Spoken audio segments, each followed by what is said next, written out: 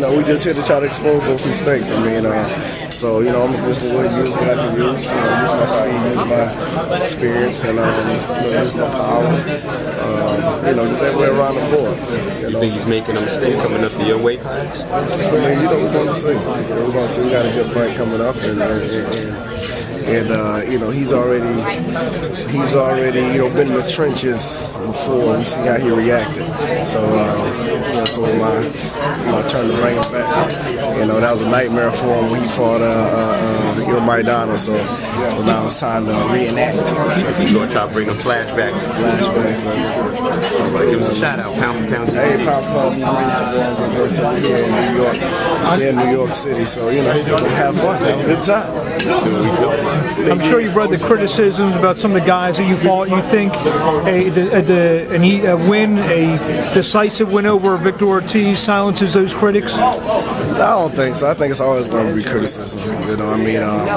Just the fact of, just me being who I am, just the fact of me, being in the position that I'm in. I think it's always going to be criticism. I don't think people are going to be satisfied until they see me in there with the Manny Pacquiao's or the Floyd Mayweather's. At the same time, it tells what people really see in me. So I think it's always going to be criticism either way. Were you your name was in there with Mosley and a couple other guys for Pacquiao. You were like the third guy mentioned, but did you still hold out hope during that whole?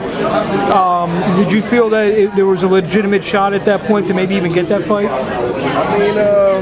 Realistically, not really. Everybody knows how this boxing game is. There's a lot of politics involved.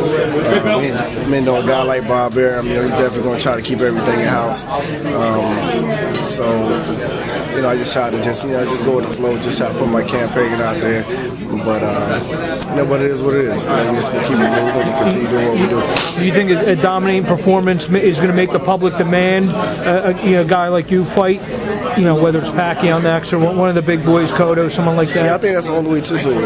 I believe, you have to try to create your own lane. You have to just try to go in there, continue trying to be dominant, and continue just trying to make your presence known. And I really, want to try to get to that as soon as I fight, Carlos Quintana. And I want to continue trying to keep that knockout ratio going. You guys, I asked him the same question. You both were big amateurs. He said he knew you. He said he knew you a little bit, but you were bigger. Did you know of him because you guys came through the Olympic process together? I seen him, but he wasn't in our same weight not even like the weight class. He wasn't really in our same caliber where we're at. I used to see him at the tournaments. He was like a little younger kid. But then again, we were right there with a lot of like the top amateurs out there going to international tournaments. Working that out up at a national tournament. So I remember him though. What do you expect from him? What do you think you're going to make a point with? Guys, one-on-ones afterwards when you start. He's definitely going to come out and try to prove a point. Everybody with the cameras, one-on-ones later.